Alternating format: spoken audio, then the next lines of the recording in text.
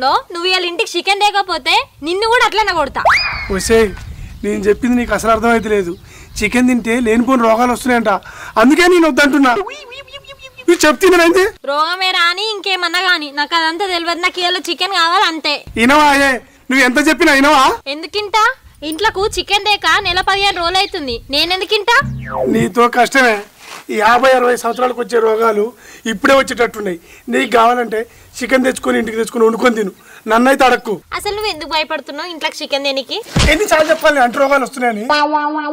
ఓ పిచ్చోడా, నేను టీవీలో చూసిన చికెన్ తింటే మంచిదేనట, అందుకే గట్ నిండా తింటా అంటున్నా. పోయి తెచ్చుకొని తిరిపో. ఊకే నన్ను అడక్కి ఇక్కడికి వచ్చి.